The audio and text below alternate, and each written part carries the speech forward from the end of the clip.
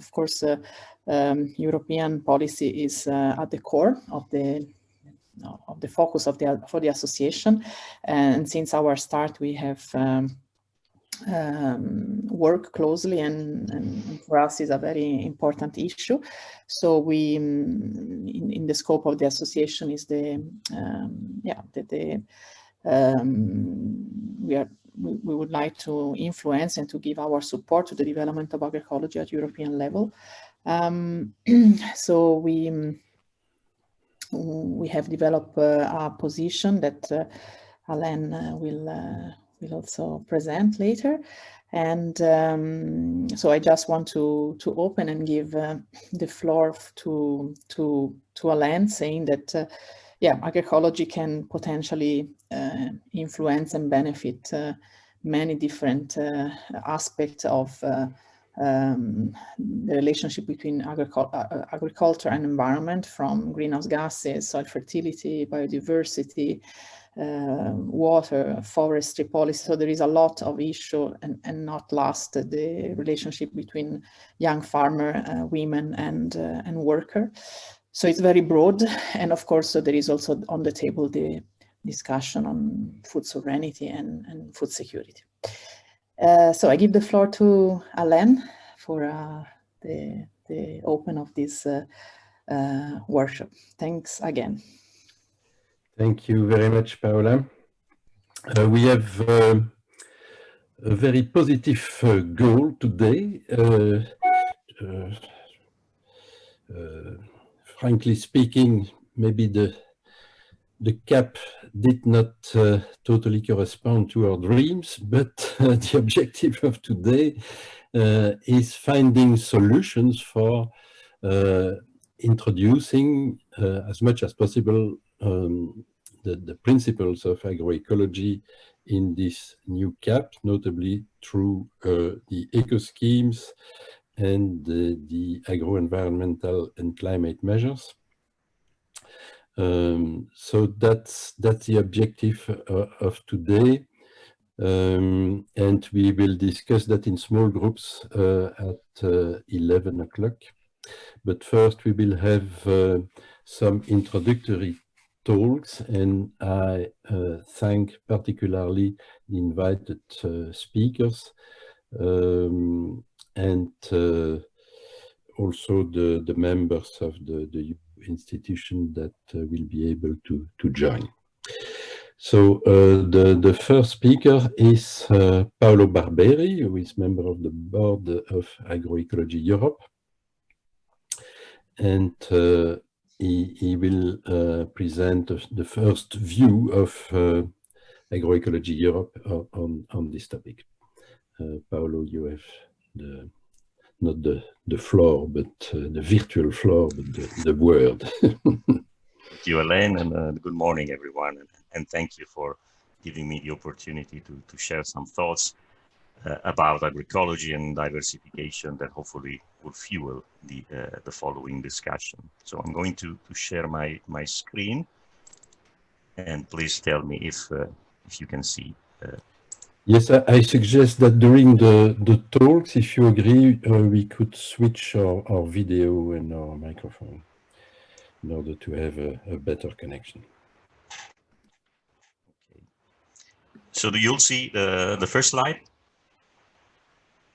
Yes, Paolo. Yes. Okay, good. So but not in full screen. Not in full screen? I put it full screen, actually. That's a bit strange. No, it's a half full screen. Half full screen.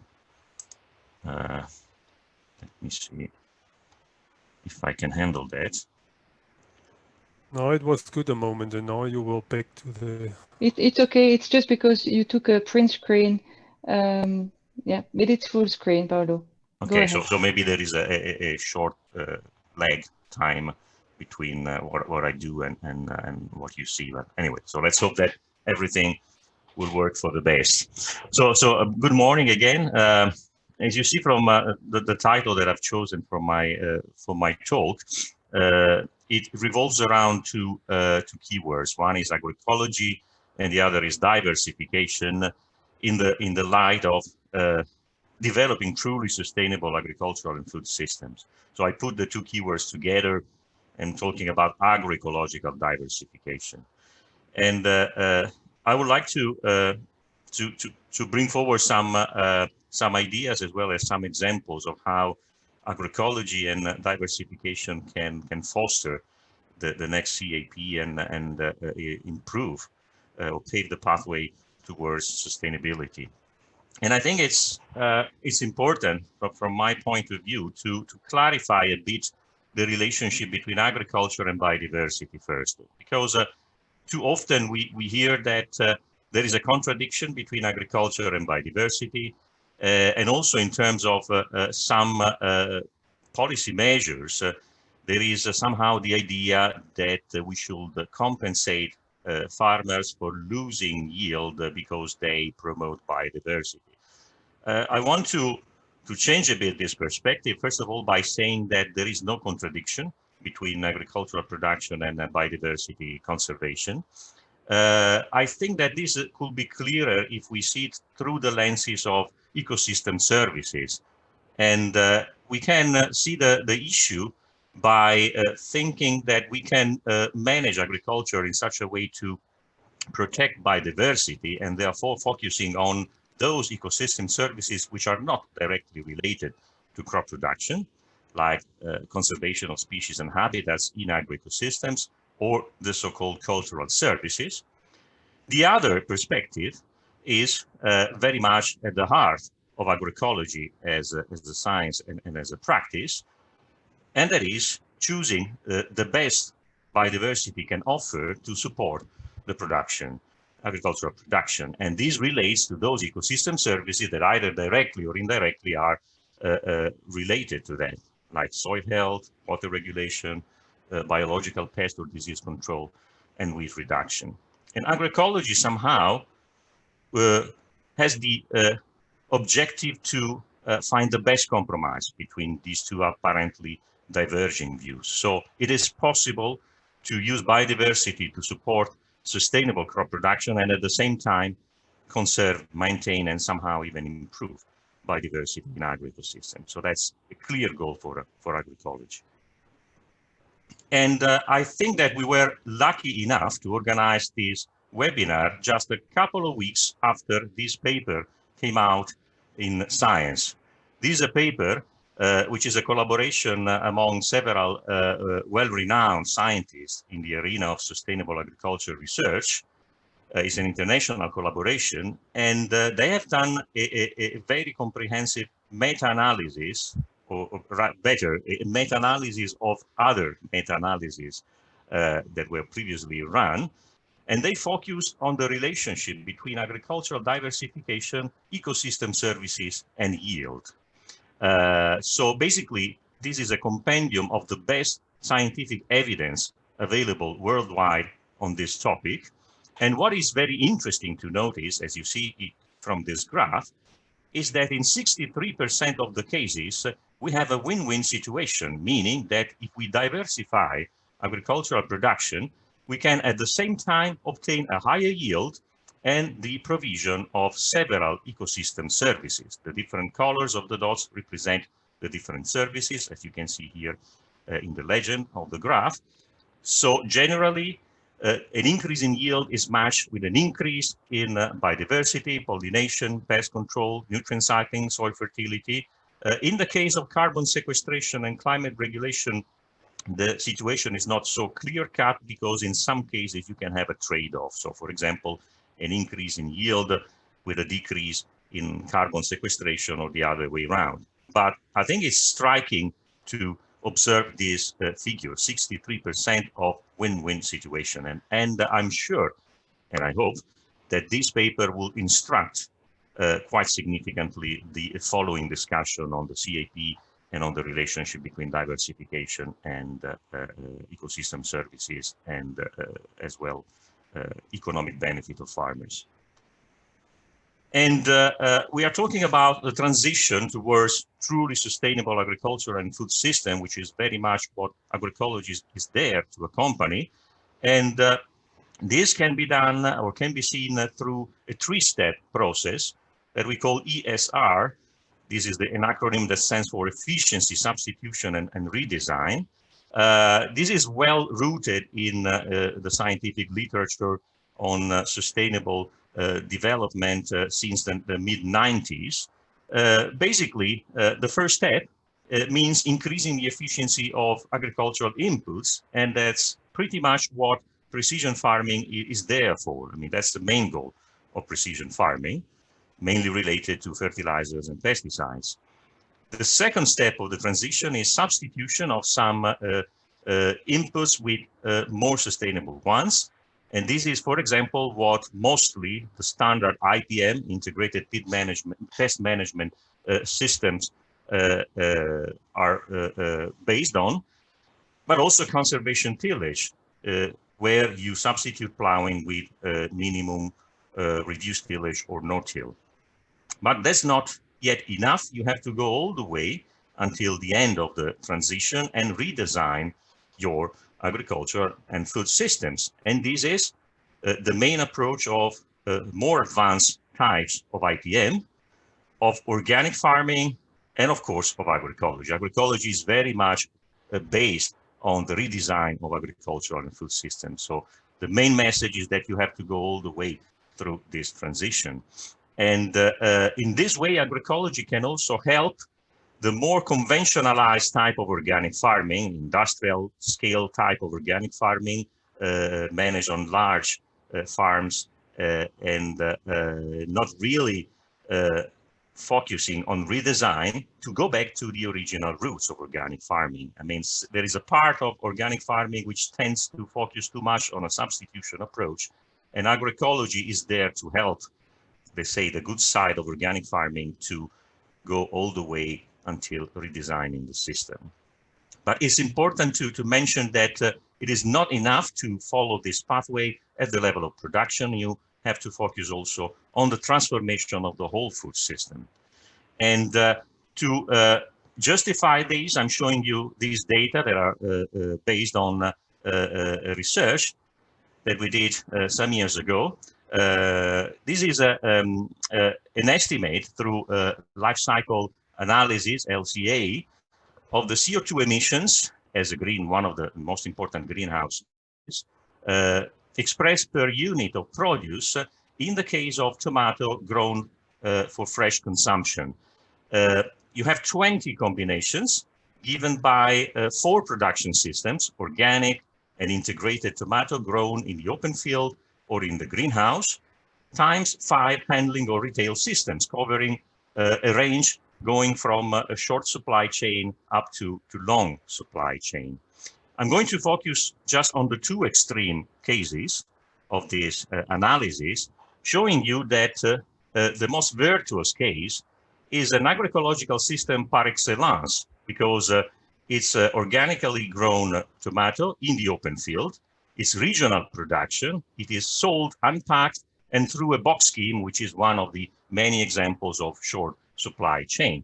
So you see that the total estimation of the emissions, and the light blue part refers to the production phase and the dark blue part to the handling and retail phase of the supply chain.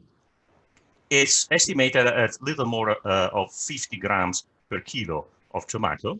The worst case, which is emitting 5 times as much, is also organic tomato. That's an interesting point, but it's a completely different type of production, because the crop is grown in the greenhouse, is extra regional production, so the produce has to travel until reaching the retail point. It is packed and through a supermarket chain. So I think this is a striking example, meaning that we cannot stop just at the end of the field. We have to go all the way through the food chain to really capture the essence of the transition. And there are many type of production system which somehow refer to agroecology. Some of them are well known, like organic farming or biodynamic farming or IPM or conservation agriculture. Other are a little bit more newcomers, like ecological intensification, climate smart agriculture, or biodiversity based agriculture, which is a relatively new concept. all of them have something in common with agroecology, but again, some of them just focus on the production phase. So in this respect, they cannot be really called agroecological examples of production systems, because as I said before, agroecology is meant to travel all the way from the field to the consumers. And I want to briefly introduce, and this will be maybe will trigger some ideas for a later discussion in groups, on the 4 flagship eco schemes and the related so-called practices as they have been introduced by the Farm to Fork strategy. So the 4 flagship eco schemes are called agroforestry, agroecology, precision farming, and carbon farming. Now, my first comment is that this is a rather confused type of classification, because, for example, organic farming is mentioned as one of the possible practices falling into the agroecology flagship eco scheme.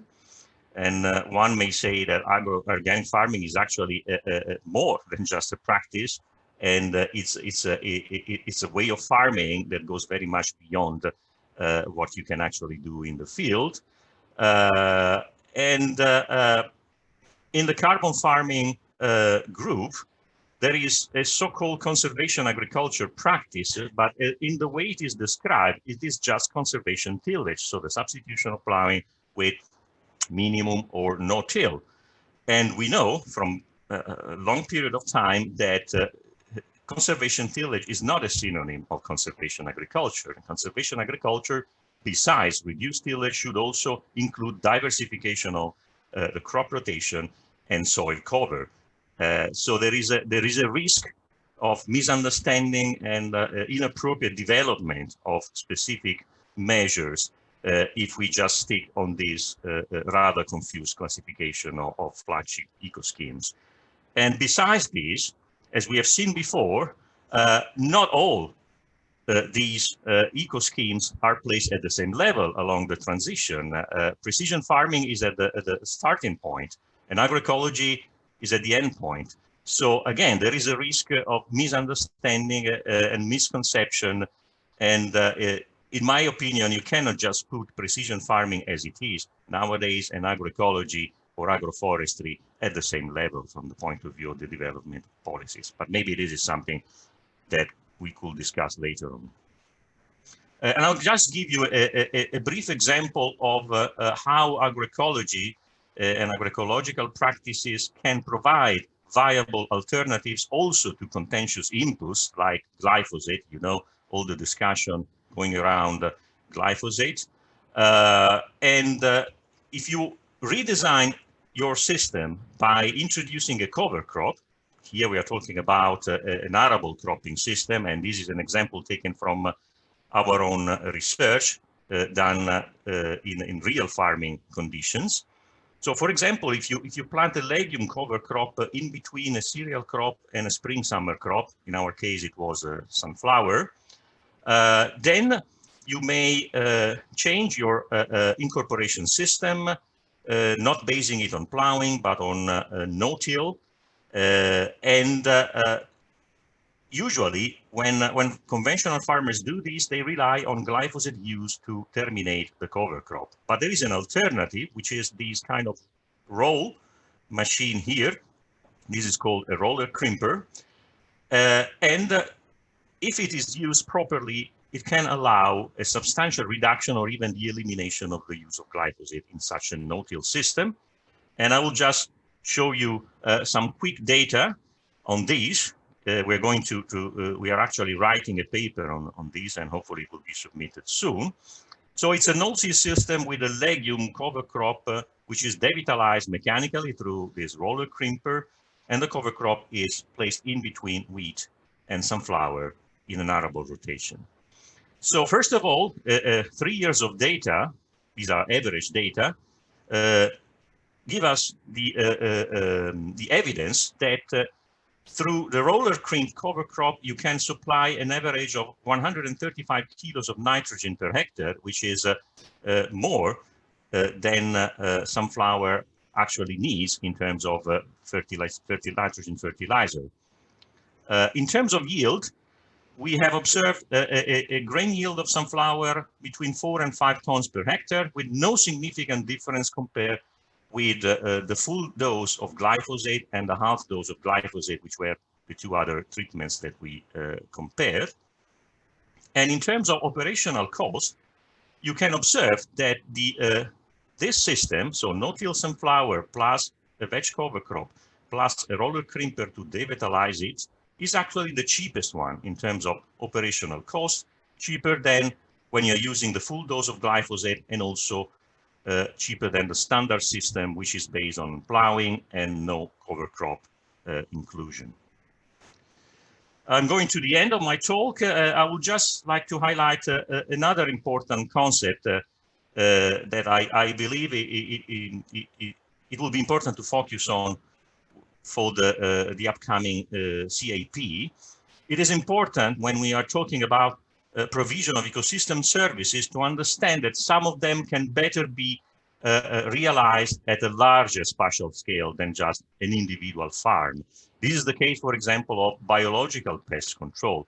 This is a snapshot from another study that we conducted on the effect of local management and landscape factors on spiders seen as beneficial arthropods, so natural enemies of the olive fruit fly. So the focus crop was olive. And in this study, we highlighted that besides the local management of the orchard, there are some other factors that are related to, for example, the type of semi-natural habitat which is surrounding the field, but also the proportion of land use type in 1 kilometer buffer from the target observation points in the field, that also matter quite a lot in determining the extent and the optimization of biological pest control as an example of functional biodiversity. So I think that the CAP should also consider that in some cases you can obtain better results if you work at the landscape scale rather than an individual farm scale. And to conclude, I go back to the slide that I've used as a background for my title slide. This is a snapshot of a piece of landscape in Tuscany. So it's a hilly landscape. You can see quite well that there is a large difference between the left part of the picture and the right part of the picture. The left part of the picture is rather homogeneous. There is a lot of woodland, and there is a lot of abandoned farmland. So these grayish fields that you see here. Why is that? This is about a 200-hectare wide conventional farm, which was growing basically only durum wheat. And due to the progressive reduction in the price of durum wheat as a commodity, at the end, the farmer decided that it was not convenient any longer to get into agriculture, and he transformed his farm into a country resort. Very beautiful, because the place is beautiful. So you see 2 swimming pools. So it completely changed the use of this farmland, and it's not farmland anymore, as a matter of fact. On the other side of the road, you see a lot of diversification. So you see fields with different colors, which means different land use types. And just to synthesize this, what you see here is an agroecological, organic, in this case, farm. It is actually a cooperative of more than 200 hectares. And I think this is important because it stresses the fact that agroecology is not just something for your backyard or for small-scale farming. It can be developed profitably also at a larger scale. This is a highly diversified farm. It grows cereals, it grows vegetables, it has orchards, it has several breeds of animals and species of animals. It's making honey and cheese. It has processing plants in the farm to make cheese and make honey. It has a diversified sales strategy. I think this is also important. It's another important aspect of diversification. So you can buy their produce directly on the farm, or through short supply chains, or through specialized organic shops, and so on. And the last point I want to stress, and I think this is also an important discussion and highlights one of the important points in the Agroecology Europe view around the new CAP, is that this farm has been able since 2008, which is the well-recognized start of the global economic crisis, it has been able to employ 15 new young people, young farmers or young technicians. And this stresses the importance that sustainable agriculture of the future should focus much more than it is up to date to labor and to the human component. And it should promote those type of systems which actually create employment, and especially employment for the youth. And that's all from my side, and I thank you for your attention. Thank you very much, Paolo, for this very clear talk based on the most recent and high-quality publications. It was really very instructive, and it shows that agroecology is not only an addition of environmental-friendly practices, but that agroecology is based on a full redesign of the system.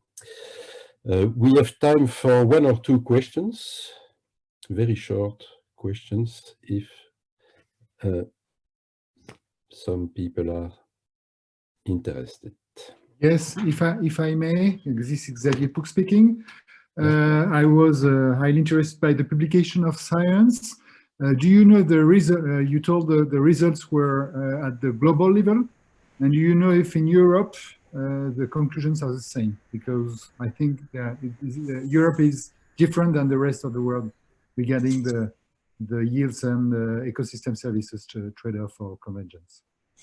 Well, it is true that in some cases in tropical environments you can obtain at least more quickly better results through diversification, but there are several examples also on temperate environments. In the supplementary material of the paper, there is the list of the full publication that were retained for the meta-analysis. I just want to stress the point that the publications that were used for their meta-analysis are those in which there is a direct comparison between diversified system and classical non-diversified system in the same environment, so that they could draw more meaningful conclusion on this type of comparison. But if you go to the supplementary material, you can find the detailed information on the different sources of papers and material they used.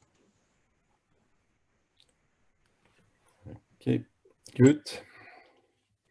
Another short question. I think Olivier Lefeve raised his hand to yes. speak. So, Olivier.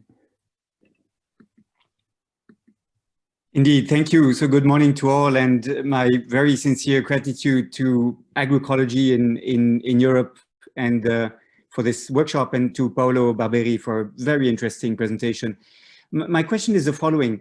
The conclusions that you referred to in the piece by Giovanni Tamburini and others in Science concerning the yields that could be obtained by agricultural diversification are extremely interesting.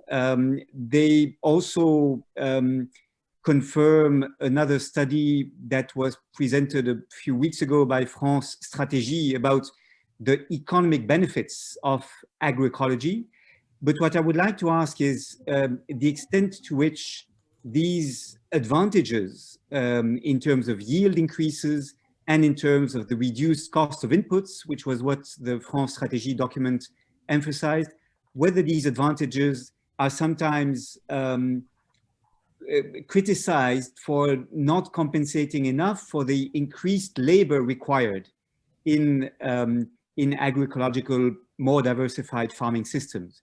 Now, in your presentation, and particularly in your last slide, which we still have on the screen, you mentioned this is a very interesting model because it employs 15 new young people, etc. So it creates employment, and I think we're all in favor of employment being created in rural areas. But to which extent is this therefore a very important incremental cost imposed on diversified farming systems resulting from the greater labor intensivity. Could you answer that question? In other terms, do we have evidence that even taking into account labor costs, thanks to better yields and the reduced cost of inputs, agroecology is in fact beneficial from the economic viability point of view? Thank you. Thank you, Olivier, for this question. I can reply by focusing again on this case study that I've shown in the last picture, because this is a case that I know very well. The fact that a cooperative has been able to employ 15 new people and therefore increasing the cost of labor by still being in business, it's already in itself an indicator that such a system works and is profitable. But by knowing this case, I know that the real success story is on one hand on the equitable share of labor among the people, and with such a highly complex and diversified farm, it's important that there is an excellent agreement between the different workers on how they can contribute to that. And I think that the diversification from the point of view of commercialization strategy is another key point, because on one hand, by processing directly on the farm, you can create the majority of added value to agricultural production. So this is in itself part of the explanation. And by diversifying the different channels, you can make sure that you don't have any leftovers, and you can perfectly let's say balance the production to knowing that eventually it will be sold. So I think it's the overall organization of farms which really matters. And I know that increased labor cost is one of the main criticism that is often placed to agroecological systems and similar production models. But I think that it's time to change what we actually value, because in terms of indicators of efficiency, we often value those farms that are producing the highest input by unit labor. But is it still really relevant today in a historical period in which there is an enduring crisis, in which there is increased unemployment, in which there is a high risk of agricultural land abandonment, and farmers are aging and often there is no replacement? I think that the socio-economic component related to labor should be placed really at the heart of the future discussion about what is really sustainable. From the point of view of the sheer economy of this farm, the situation works very nicely. And this is the very reason why this cooperative has been able to employ 15 new people. If it was not sustainable from the point of view economy, they wouldn't have done it. So, of course, there is not one single solution to this issue, but I think that the overall diversification, and not just of practices of crops and of type of production system, but also taking into account the labor component and how you organize it at the level of the farm, is a key point in determining success. Okay, thank you again very much, Paolo, for this talk. That was an introductory talk, finally, and for answering to the question. The next speaker is Olivier Lefeve. Olivier is an economist. Among other things, he has been director of the Brussels Stock Exchange and co-founder of Euronext. And he has been and is still a member of the board of several private companies, but he also initiated PERMA projects. That is a project that gives access to land to young people who wants to develop several kinds of agroecological and permacultural projects, including market gardening. And he's also collecting data on the economic efficiency of the system. Olivier, you have the word. you, Alain. I'm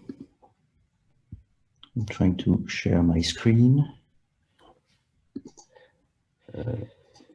Lawrence has Can probably you see first to take, yeah. Good. No, it's working. Okay, thank you. Good, thank you, Alain. And as you said, I'm not an agronomist. I'm just an economist. So my starting point and my angle of analysis will be quite different than the one of Paolo. But as you will see, we converge in terms of conclusion and implications. I think that the current cap, as we know, is not compatible with the key objectives of the European Union in terms of Green Deal, Farm to Fork, and so on. And that's the very reason why we are here today, and also where the Commission is still working. The second reason why we need to redesign, and it was alluded also to by Paolo, is the fascinating drop of the farmers' population in several member states. We are really going to see land being abandoned and the rural areas being deserted. So if we look at the cap and the origin of the cap, but together with national policies, it's clear that the inspiration of these policies were basically to support initially the so-called industrial model of agriculture. And the aim was mainly to maximize the productivity in the sector by applying what worked very well in the industry. That's its specialization and economies of scale. And to some extent, it worked apparently quite well, and we'll come back to the figures later, but at a huge cost. It's, first of all, heavily dependent on fossil energy, which is all imported, by the way, and with a significant carbon footprint. Huge loss of biodiversity, land erosion, everything you know very well, and direct and indirect public health costs. So first of all, it's a very costly policy, not only in terms of public finance at the level of agriculture or public health, but it's very costly in terms of extraction in our capital nature. Now again, as an economist, but everyone knows that when you transform your net asset into a flow of revenue or consumption, that's a recipe for bankruptcy. Although it can look as a productivity gain. Let me just take one example. The erosion of the organic wealth of our soil is clearly an erosion of our net asset. Now, it doesn't show as long as you inject a lot of chemical fertilizers, you don't see the loss of revenue. But once you cannot do that anymore, then you're naked. I mean, you have destroyed your genuine productive capital. So over the last 4 or 5 decades, we witnessed a huge reduction in the number of farms in Europe through that model. And again, if we compare with other sectors, people will judge that as the normal competition with the selection of the fittest, which is a normal, let's say, market mechanism that can contribute to the global welfare. But in this case, we are absolutely not sure if we have selected the fittest or the most extractive producers. And at least we believe it's a combination of the two. Now, the attempt to measure how bad is the extraction of in our net asset, in our capital nature, it's very difficult to measure. I mean, the figures you see on this slide is on the US, where per sector they have tried to approach the external damage of the production. And for the agriculture sector, which is the most highly or the most costly sector in terms of capital nature, which is very normal because the interface with capital nature is massive. It's estimated to 40% of the gross value added, which is extremely significant. Some authors even believe that it could overcome the gross value added, which would mean that the real value of production is nil. It's very difficult because, I mean, it all depends on the price you put on these externalities, and on biodiversity loss and so on and so on. And it's very difficult to approach. What we know is that what we measure is not the reality. If we look at the measured production growth or productivity growth, and that's the green light on this graph, it seems to grow over time continuously. In Europe, this is a sample of 10 European countries.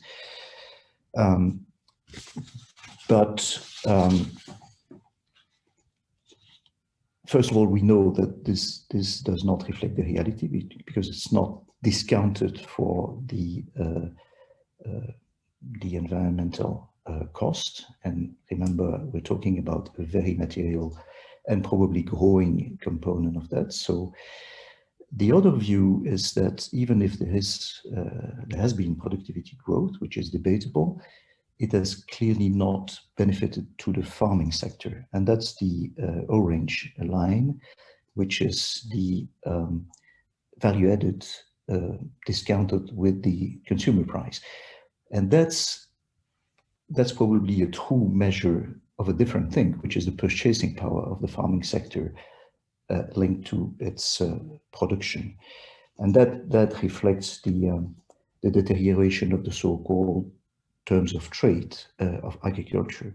In other words, the productivity gain of the farmers has been captured largely upstream and downstream by the other sectors. On these two graphs, you see on the left-hand side the share of intermediate consumption as a percentage of the production, which has been more or less growing in most member states, although with clearly leveling over the last decade. On the right-hand side, you see the average annual price increase in nominal terms of several inputs and outputs, which shows that confirms that the value of the productivity gains has been captured largely by the upstream and the downstream industry, and not really benefited to the agricultural sector. So that's the story of the industrialization of the agriculture in Europe. So no surprise that we see a collapse of the farmer population, because basically it's becoming less and less attractive. And these, as you see it on the screen, is a statement by the last Eurostat report on agriculture, forestry and fishery last year. So for all these reasons, we need a significant and a fundamental redesign of the policy. And what we suggest, and this has been also formulated in the position paper of Agroecology Europe, is basically to base the redesign on three guiding principles. The first one is the so-called do not harm, which is the mantra of the Green Deal. The second one is the polluter-payer principle, which is very well known already in the European treaties. And the third one is basically use public money for the production of public goods. That is a real production of goods that requires efforts, investment, work, but that cannot be paid by the market.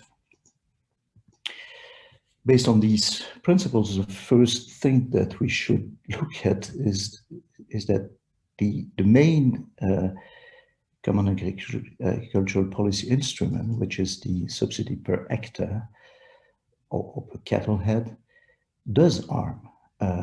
First of all, and I think it has been confirmed by the Commission itself, it's very unevenly distributed, so it's socially unjust. Many studies show that it's partly captured by landowners, more in some member states than in others, which contributes to the inflation of the land prices and is a barrier to entry or to transmission of farms. It pushes the model towards the industrial model, size specialization. It skews the relative production factors together with some member state policies. We know that in many member states, for example, the fossil fuel is de-taxed, or and capital investment are heavily supported. So it lowers the cost of land, energy, and capital in some cases, while the cost of labor is charged with high levies, social security and taxes. So there is a distortion of competition between the agricultural models and in favor of the industrial model, and certainly with an unfair treatment of more labor-intensive and smaller farms. So we believe that given the two urgent objectives, the policy should be redesigned by changing very significantly the way the farming sector is supported, by phasing out the current main subsidy and by replacing with two different approaches. And again, the first one can be a sort of transition, and the second one, more structural one. The first one would be to basically support directly the people rather than actors. It would be fairer, certainly, and it would basically reduce the current distortions of cost of factors. And to relate also to Olivier de Schutter's question to Paolo, I think, yes, indeed, the cost of labor is a problem, although some farms can be successful in the current conditions. If we want to really favor these type of model, we know that they are more labor intensive. And so we have to reconsider the way subsidies bias the relative cost of factors, and certainly consider improving the labor content of the factor mix. And that could be done by replacing the subsidy per hectare by a subsidy per people.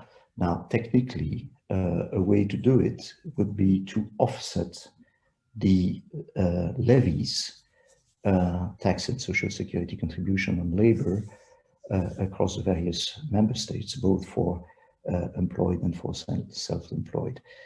So I think that there is a technical approach that could be proportionate to the labor cost in the various member states, and that could be very practical. And secondly, we need to support the agroecological approach and the regenerative farming by combining a polluter-payer approach and by also using basically the taxpayer contribution to pay for public goods, for carbon sequestration, biodiversity, water preservation, and so on. And that's a production which is partly, at least, will never translate into revenues that are generated by the market, but are that are of general interest. So there is a perfect justification to use taxpayer money for that. And so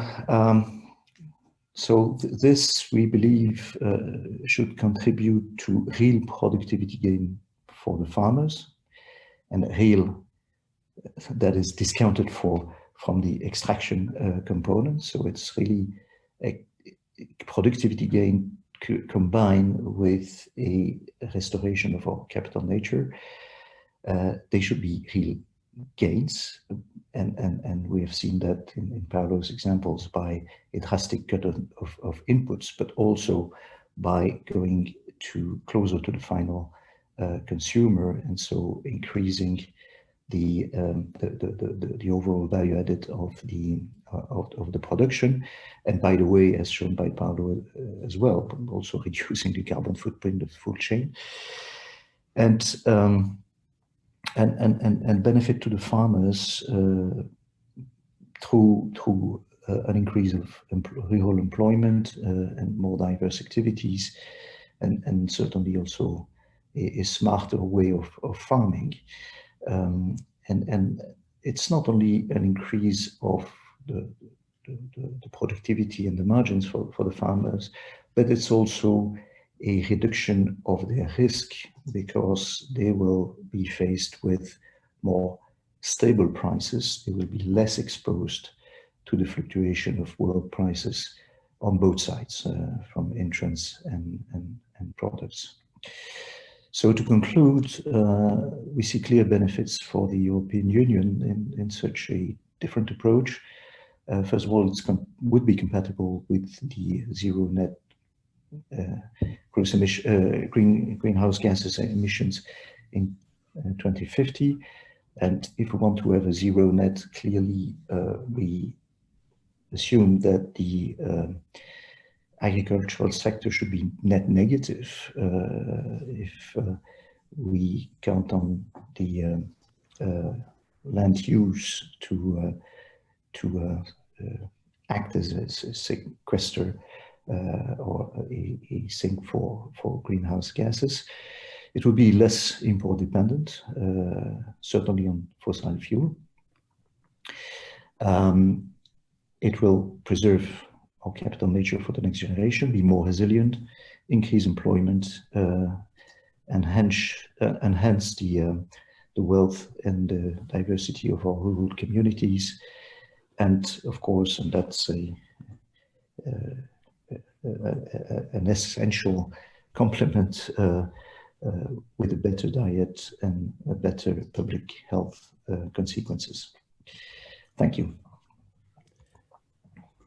Thank you, Olivier. You obviously bring an external but also original view on the management of natural capital in agriculture. And thank you also for summarizing the position paper of Agroecology Europe with regard to the reform of the CAP. I encourage everybody to have a look at the chat. There has been interesting exchanges on job creation and the profitability of agroecology. But I have a question from Olivier Descuter to Olivier Lefeve. Why do direct payments under the CAP lower the cost of land? My impression was the opposite, that it led to speculation on land, since land is a source of rent, allowing to capture subsidies from the CAP.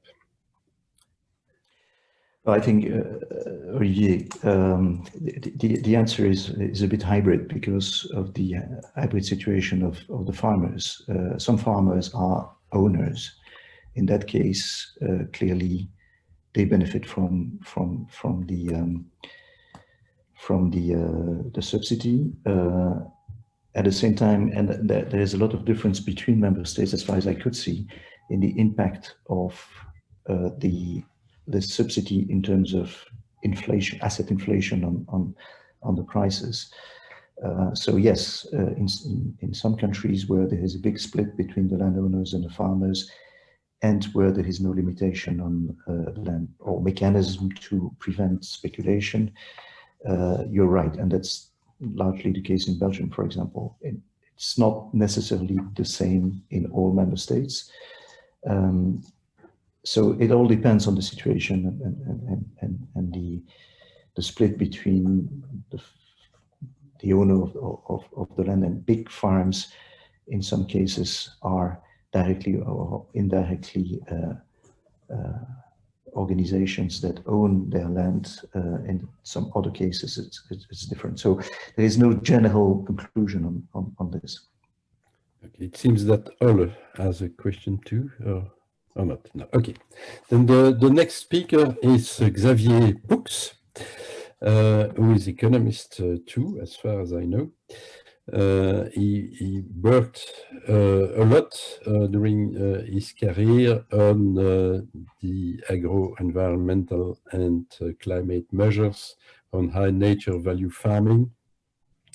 But these last years, he has been part of the famous TIFA projects, 10 years for agroecology, which produced this important publication on an Agroecological Europe in 2050.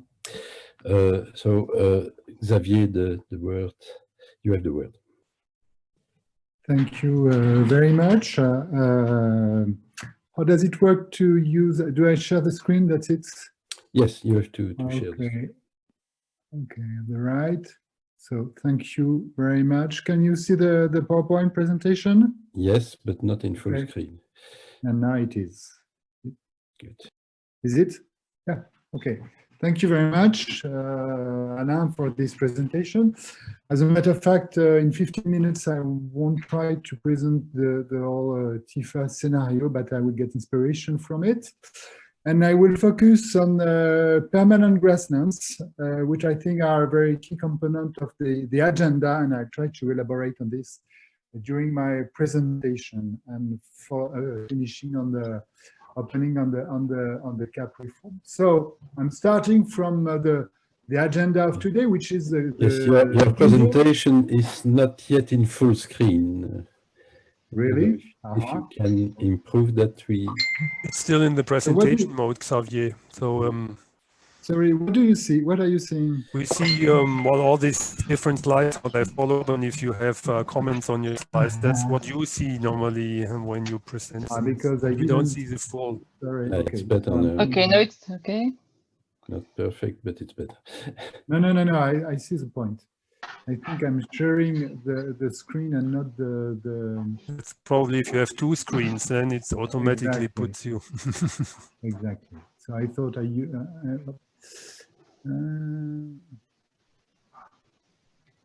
If not under presentation, there is an item where you can de-click that it's not in presentation mode. So I know. No. Is that the same? Yes. It's the same. Yeah. Okay. Sorry, apologize for. So I will just skip the second screen, and so it will help.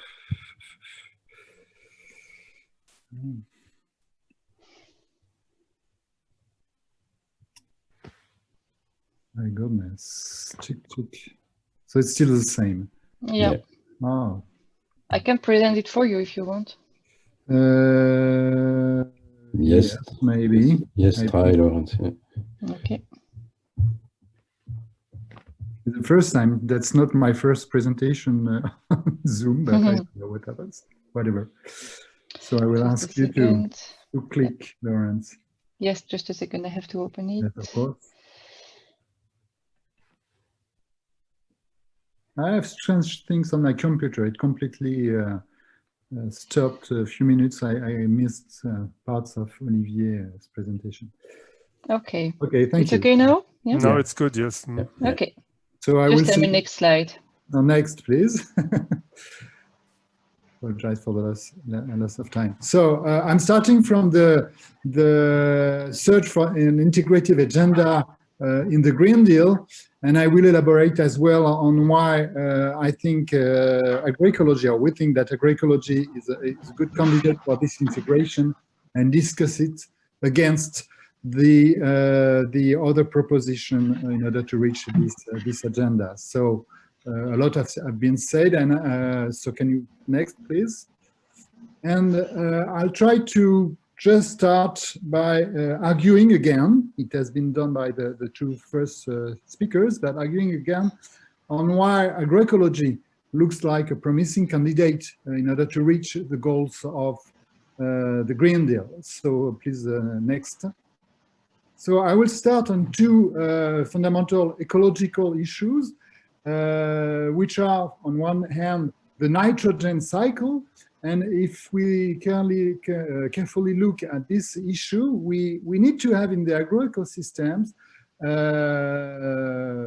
legumes with azobacter fixing the nitrogen from the air. You know the story. And this is found in two components of the agroecosystems. First, in the crops, the crop fields, just like Paolo mentioned with the intercrop with the veg.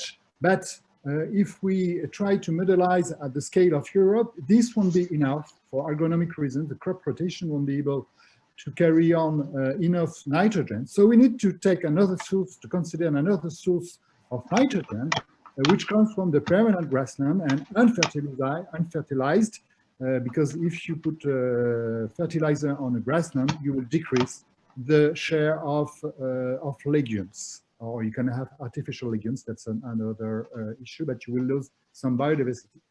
So the nitrogen cycle puts the permanent grassland in the landscape, if I may say. And the second issue, please, next, is the pesticide issue, of course, which has to see closely with the nitrogen management, because as long as you bring a lot of nitrogen, you need to cure, if I may say, the crops from the disease that are caused by the nitrogen. And the issues with pesticide has to see with, of course, the crop diversification and the presence of ecological focus areas, etc. So the two issues are at the core of the social demand on the one hand, and the other at the core of the production factors themselves in agroecology. So this is to have this in mind when you come more concretely to what is at stake with the development of farming. Next, please. And so this is just a figure showing that this figure shows the supply of proteins for feed, so for animals.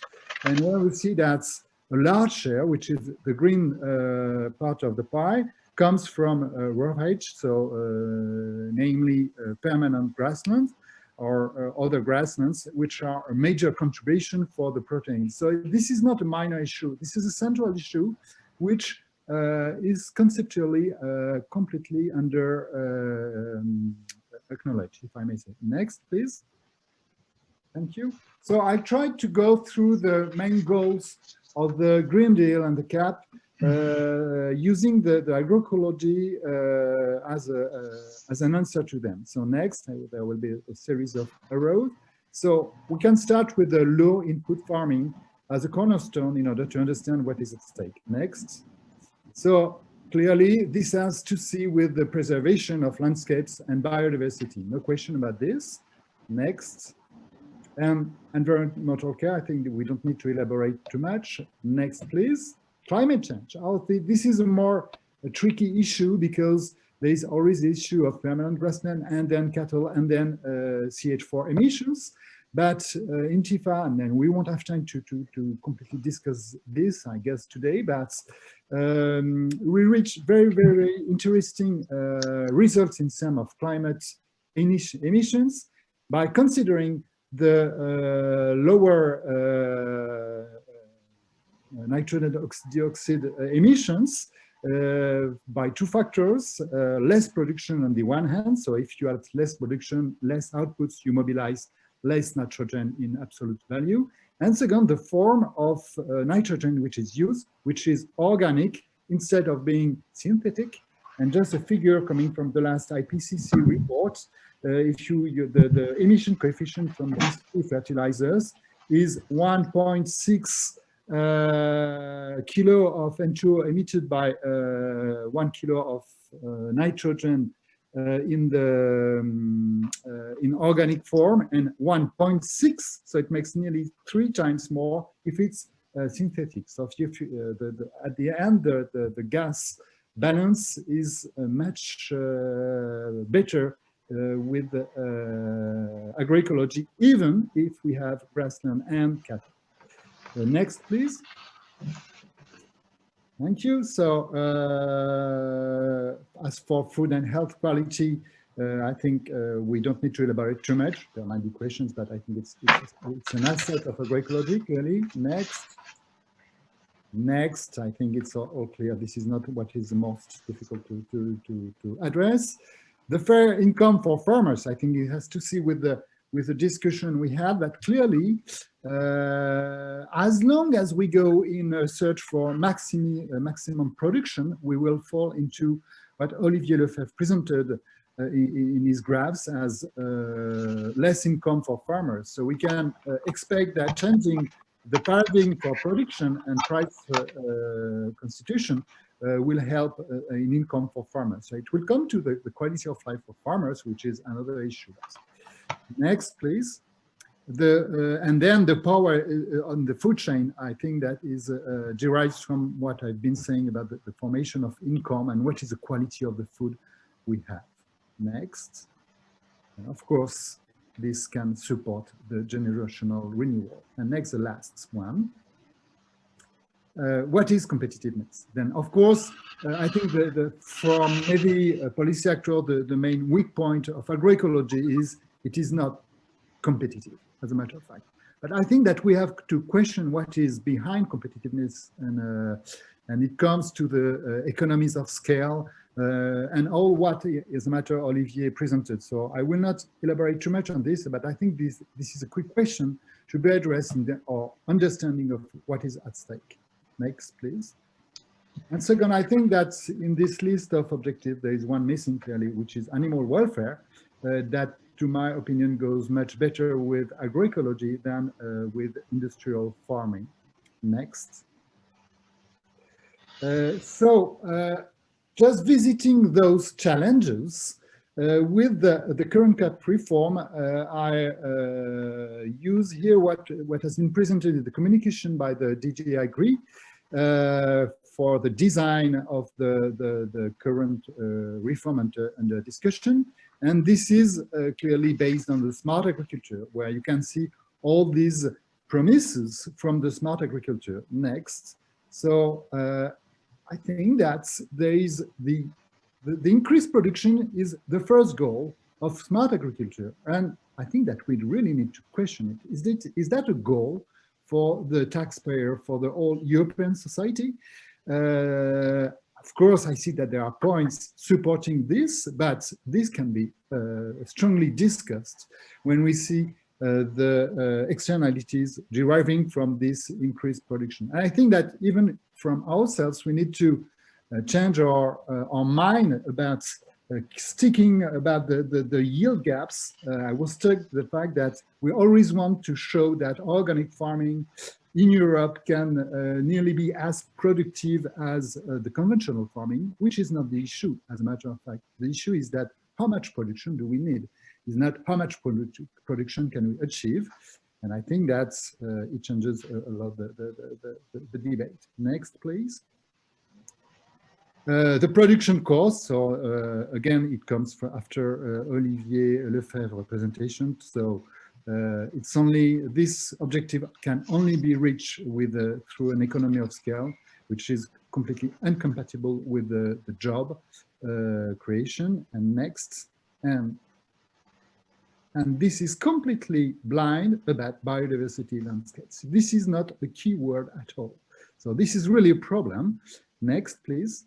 When even, yes, of course, and the climate change adaptation, we only speak about mitigation and never about adaptation. And we know that we will not be able to reach climate change mitigation if the systems are not adapted. So this is a pure industrial approach of agriculture and food chain as a whole. Next, please. And even from a production, we can say that smart agriculture has promises in terms of production. This is a graph showing the trends in the yields of wheat in France, but this is nearly the same in most European countries, where you can see that we have reached a plateau and more alarming with a huge variation in terms of yield. And this is not mainly explained for political or economical reasons or technological reasons, because there's some noise in the background. I think there's a microphone that could be muted, sorry. Thank you. And the combination of climate change and ecosystem disorder, if I may say, might explain quite well this trend. So this is really alarming, and I'm saying that because all the premises of smart agriculture have been implemented for years, as a matter of fact. The search for better efficiency, for technology. So smart agriculture is not a new premises, it's going deeper and further in the same direction. So this is, I think, to be understood. Next, please. So there is the hope of better yields, which are in many simulations I've been working on, but this is clearly to be a question. And next, and what if it doesn't happen? What if the production reduces, or even so the whole technical economic model will not sustain? Next, please. So if we go to, I'm coming back to the principles of agroecology as we have displayed in TIFA, but this is the same that you may find on Agroecology Europe, no question about this. Next, please. And I'm coming back about the role of permanent grassland in meeting the agenda. And my point is that this is an irrepressible component. All the more, it's not only a matter of permanent grassland, but if we put biodiversity as well, it's a matter of extensive permanent grassland. As long as you put input on your grassland, you will use a lot of ecosystem services at the whole. Next, please. And this is really a matter of concept, because when you refer to the framing and founding texts about the Green Deal and the CAP, there is no mention really of extensive permanent grassland. This is a blind spot. So clearly, I mentioned in the conceptual core of smart agriculture, and this is a bit alarming to have this at the conceptual for the CAP reform. Next. Next, yeah, thank you. In the common monitor and assessment framework, the permanent grassland are not really considered as such. You have bits of extensive farming or permanent grasslands somewhere else, but not in themselves. Next, please. And for example, this is the chart, the dashboard for biodiversity assessment. There is no extensive permanent grassland, as long as we know that this is really the core of biodiversity conservation in Europe. So this is really to be addressed. Next, please. And next. In the farm-to-fork strategy, grassland appears only once in the whole text, and it just in terms of land use. So we speak about the change in livestock, but the quality of this livestock system changes is not designed and conceived by any way. Next, please. And even in the biodiversity strategy, when you see the elements that are to be put in the strategy, it's only at the margin of the fields. That's not in the fields themselves. So you have strips, you have fallow land, which are not grassland, you have non-productive trees, you have terraces, wall and pounds. So clearly ecological focus areas representing points of agricultural land, but not grassland and permanent grassland, which are tens of percent of the whole agricultural area in Europe. So as long as we miss it, I think that we won't be able to fully address the agenda of farming, European farming based on biodiversity. Next, please. And if you speak and if you read papers about this, you understand that permanent grassland should be preserved as such, but it's like a museum, it's museified. And in agroecology and TIFA in particular, we defend the fact that extensive permanent grassland is a productive asset. It's not only a matter for urban citizens keeping some points of land for biodiversity conservation. So it has to be into the core of the system. Next, please. So I will end up with crossing this with the coming gap. So I've been criticizing, and like the two first speakers, the smart agriculture production is economies of scale and competitiveness paradigm narrative, which is the current and dominant one, which is not fit for purpose with the Green Deals. And even more, all this paradigm is not a new one. I said it is the cause of the problems that the Green Deal want to address. So there is contradiction in terms, if I may say, in going further in that direction, as it has been the driver of the current situation, which need to be reformed, if I may say. And the third point is clearly what Paolo said, that biodiversity is a production factor. It's not outside productive land. It has to be inside productive land, and the extensive permanent grasslands have their share in this. And when we come to the current approach of the next CAP, which proposes a national menu and a menu approach as well with what should be in the eco scheme. There is no eco scheme flagship that really stand on extensive livestock and extensive grassland livestock. So this is a bit concerning. So we don't see how we will clearly address this. This is not in the key objectives of the CAP, and we can easily guess that with these options, most member states will stick on trying to be competitive. So it will be smart agriculture, it will be precision farming, etc. And because everyone wants to compete and to be to beat the other countries, so this is clearly leading to environmental and social dumping at the end. So that's it. I hope I've not been too long, but I wanted to be a bit more specific about what is at stake when in our discussion. Thank you very much. Thank you, Xavier. I can, of course, only agree with you on the importance of grasslands. And I think you provided a lot of ideas that can be discussed later on this morning during the work in groups. So thank you again. The next speaker is Julien Foss. Julien Foss is biologist, but he has also a degree from Sciences Po Toulouse and from the prestigious École Nationale d'Administration. He is Deputy Director of the Sustainable and Digital Department of France Strategy. France Strategy is a think tank associated with the services of the French Prime Minister. Julien, you have the word for 15 minutes. Thank you. Thank you. Thank you for this invitation. So I will try to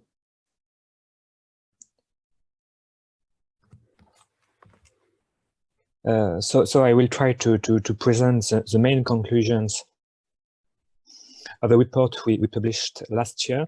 So before the last discussion concerning the evolution of CAP, and we try to imagine a kind of ideal CAP, making this policy a lever for the agroecological transition. An important point is that these proposals presented by French strategy that reflect the official position of the French government, of course, and they constitute a basis for reflection aimed at fueling debates and nurturing public action. So the main findings are that CAP is a structuring but complex policy. Since 1962, the CAP has enabled Europe to increase its agricultural production, but this policy has gradually become more complicated and its objectives have become difficult to understand for citizens and also for farmers. And concerning the greening of the CAP, we can consider that it's a very imperfect greening with a set of instruments which present limited environmental effects, as it was shown in 2018 by the European Court of Auditors. Payments are not commensurate with the environmental services and with public goods provided. And on top of that, there's a real complexity of implementation with high administrative costs. So we try to imagine a kind of ideal CAP based on the principles of public economy. The first one is to pay for environmental benefits commensurate with the benefits for society. The second main principle we use is to tax nuisance, to apply the polluter-payer principle. And we consider that we have to reallocate the product of the taxes to the agricultural sector, and notably to finance the transition of this sector. The third principle is to promote the diversification of crops and of farms, because it's both beneficial for environment and for the resilience of farms. And the fourth principle is to support agricultural employment, because the agroecological transition needs employment, and we have to sustain it. So from these four principles, we declined some tools, notably generic tools, which could be applied in every farm in Europe, with bonus-malus, remunerating the maintenance of permanent grasslands, the diversity of crops, and areas of ecological interest. And we also propose taxes on pesticides, nitrogen fertilization, greenhouse gas emission. And we propose to use these taxes to pay for long-term agroecological contracts in order to finance the transition of groups of farms.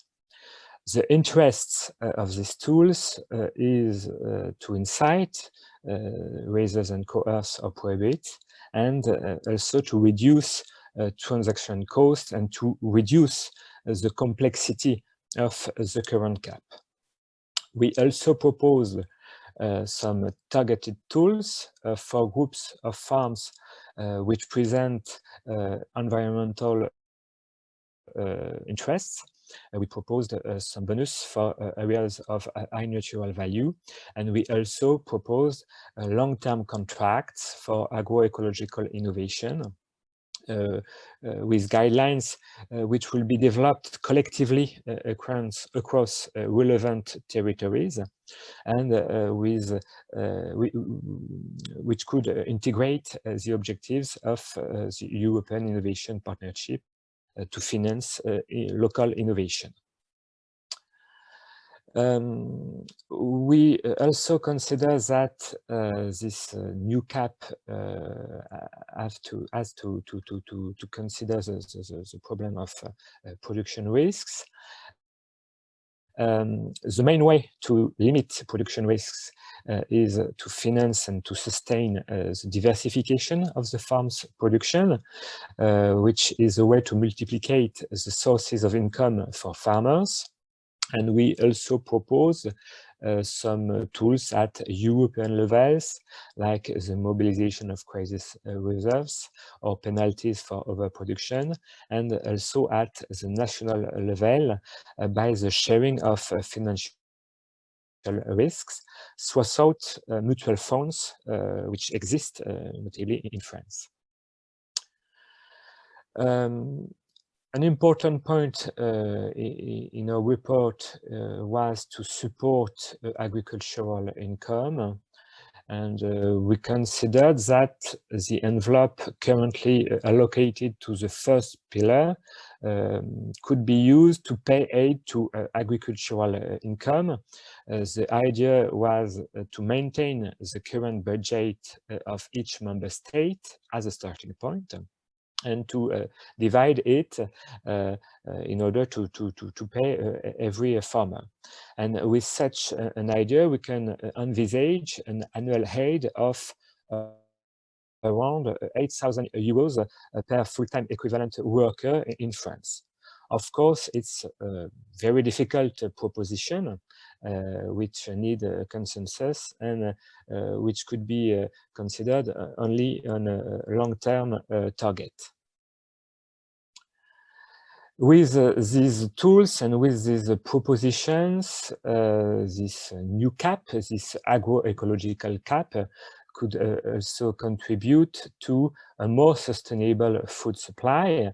Of course, the qualities of the food supplies do not depend only on primary production, but with incentives to reduce the use of pesticides and antibiotics, and with aids on agricultural income, we could support fruit and vegetable sectors, and also dealing with nutritional and health subjects. With such propositions, what could be the budgetary framework we propose in a long-term scenario? The central assumption of the target scenario is that the amount of taxes collected covers the amount of bonuses distributed. And with such an idea, we can consider that the bonus for crop diversification could be financed totally by a gradual increase in the tax on fertilizers as well as pesticides, from a rate of 20% of the price, and the tax on antibiotics from a rate of 15%. These rates correspond to the minimum thresholds necessary to bring about a change in practice, as it was shown in numerous studies. The advantage of progressive taxes is the benefit in time to monitor the impact of environmental indicators and to allow also farmers to adapt their practices.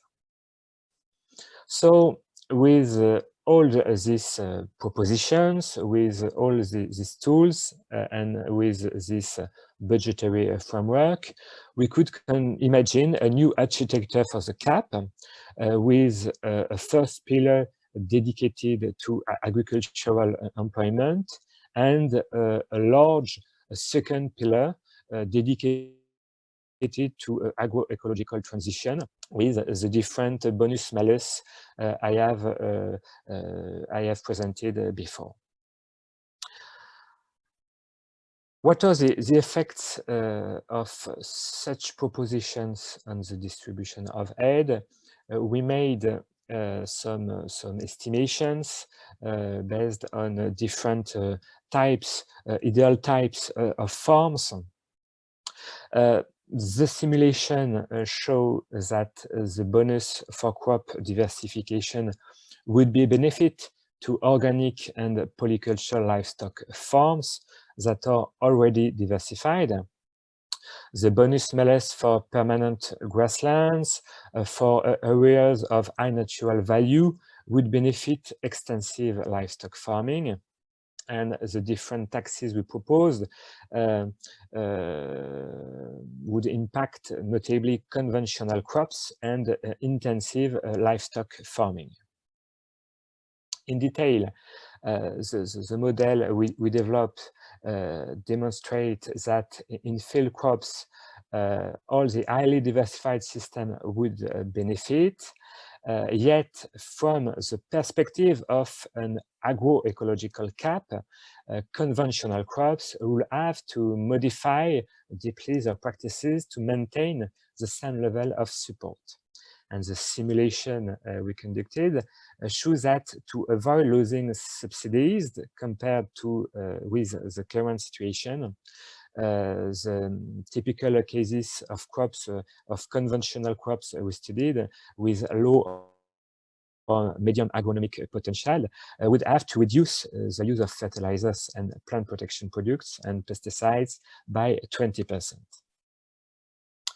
So to conclude, we try to imagine a new cap meeting the expectation of farmers concerning notably simplification, and meeting also the expectations of society. And we try to redesign the cap on the basis of the main principle of the public economy. And with such considerations, we could revamp the cap around two main types of instruments: horizontal measures that may concern all farms and remunerating environmental services and agricultural employment.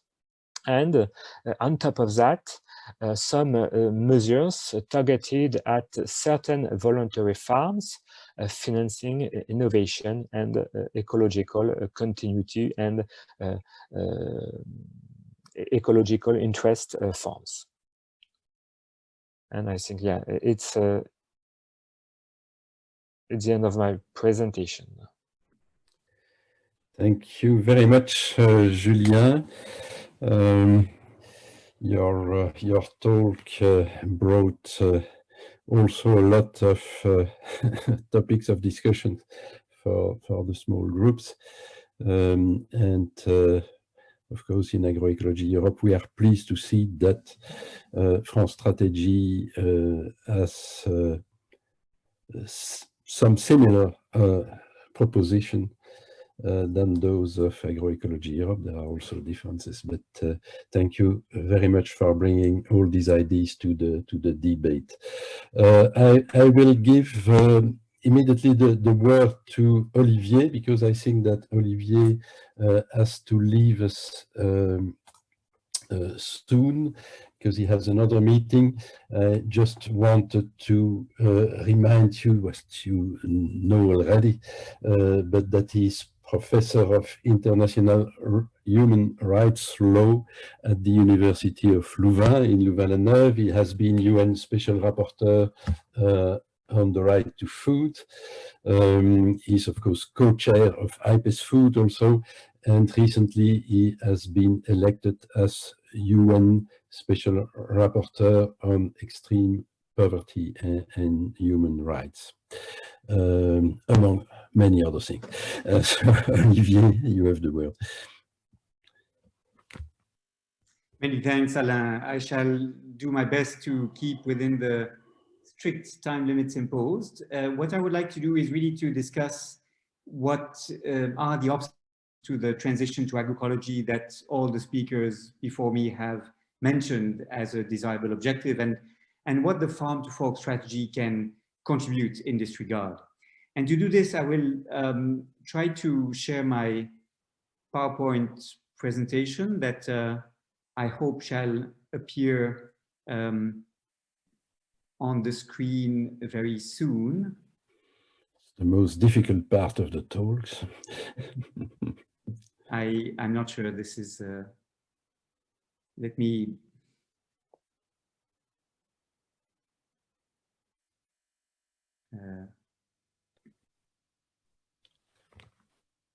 otherwise, if Florence has your PowerPoint, maybe she can help. Well, she does not, I'm afraid. No.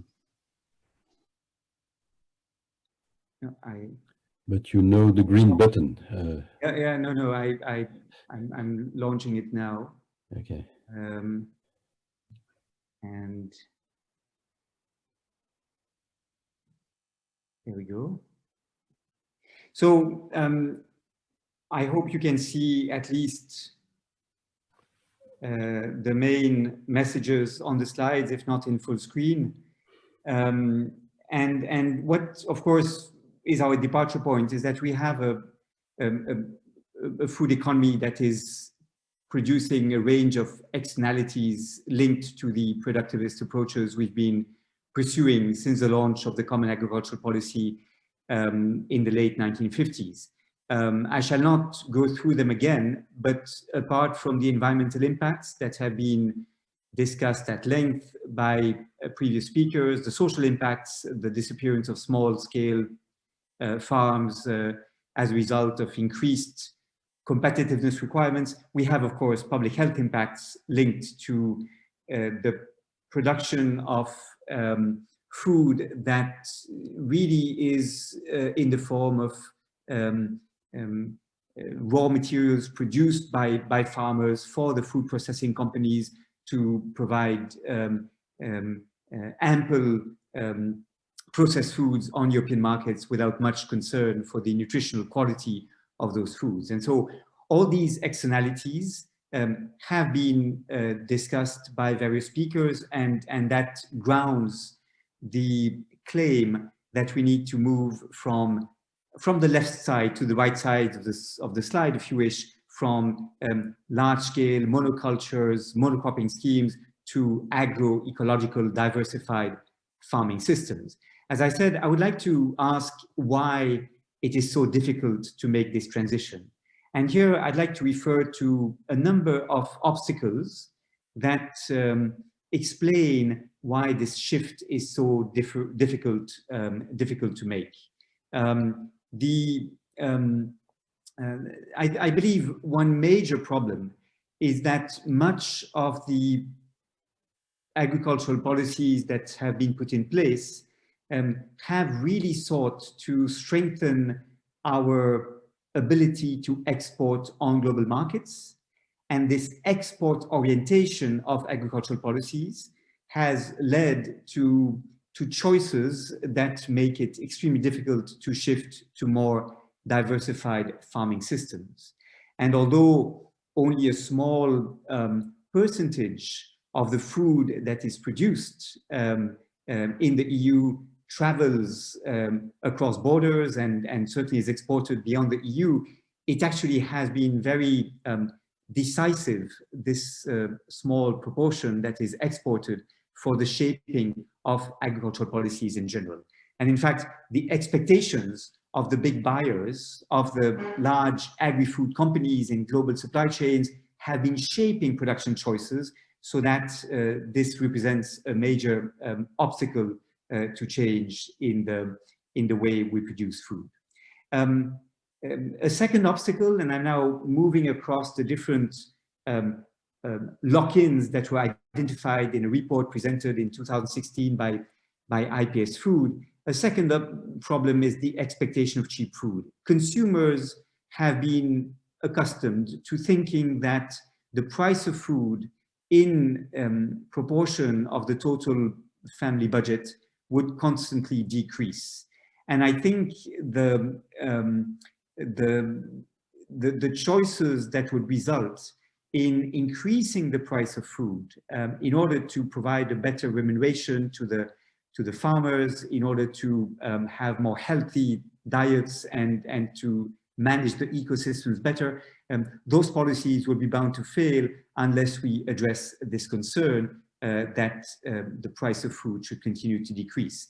In fact, cheap food, low-cost food has become de facto a substitute for the social policies that should protect low-income households from quality food being unaffordable for them. A third factor, it seems to me, is that we have developed the view that the EU should contribute to feeding the world.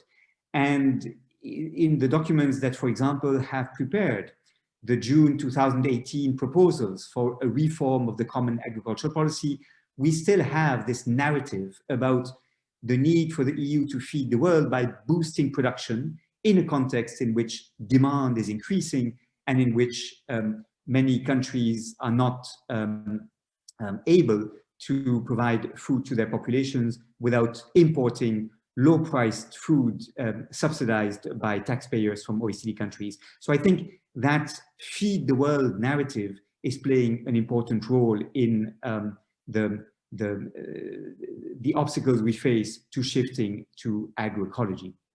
I will not detail all the obstacles, but I'd like to focus on at least one more, which is how we measure success in the food policy reforms that we try to achieve. And this was in part referred to by my predecessors and particularly by Paolo and by Olivier in their previous presentations.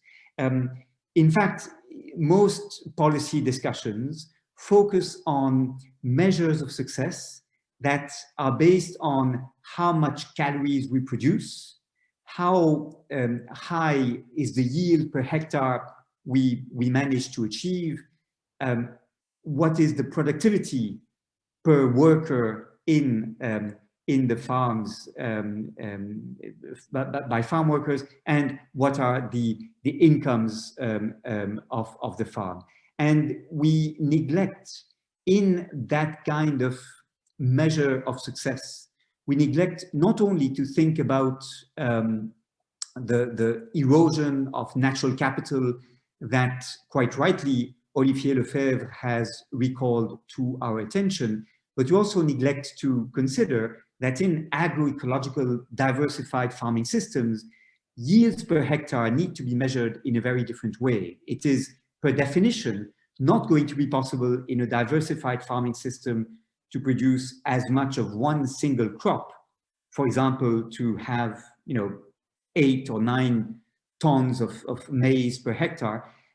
If we combine the maize we produce with other crops on the same field, we per definition shall have a lower yield of maize, but we shall combine that production with other types of production, and so the total output is what matters. And as regards the question of productivity per worker, we've been constantly introducing technologies that reduce the need for workers, that replace the men and women with machinery. In fact, we could define as our objective a very different objective and state that we should create employment rather than destroy it. And that was indeed one of the points made in the presentation by Paolo Barberi earlier this morning. So I think how we measure success is really important, and this is really a policy choice and an important, I think, part of the discussion. Now, the system we inherited from is very inert, very difficult to change, because the different components of the system have co-evolved in time and have become mutually supportive. So, for example, we have chosen to invest in technologies, infrastructures, processing facilities, storage facilities, etc., that reduce the need for labor, that lead to a capital-intensive type of agriculture, and that encourage monocropping schemes and deep mechanization. As a result of which, we have major actors who emerged that are capable of achieving economies of scale, that are not forced to internalize the externalities that they produce. And this fits very well within the changes in our relationship to food that are of a cultural nature. Consumers more and more expect food to be easy to cook and quick to prepare. Few households still have time to choose the food that they consume and to cook fresh foods in particular. So the big agri-food companies and the big retailers find it more interesting to create value by producing processed foods for families that have increasingly been relying on heavily processed foods for their diets. This in turn leads to the big agri-food companies to have a very important role in shaping decision-making within the EU.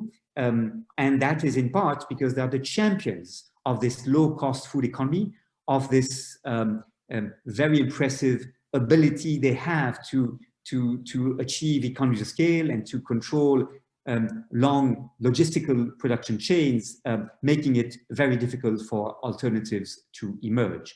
And as you may recall, there was recently a report prepared by Corporate Europe Observatory describing how important the lobbying efforts of the big food companies were in the EU, shaping in particular discussions on the common agricultural policy. One way to understand these different lock-ins is to look at the position of policymakers in the system of decision-making that leads to the food systems being locked into what we inherit from.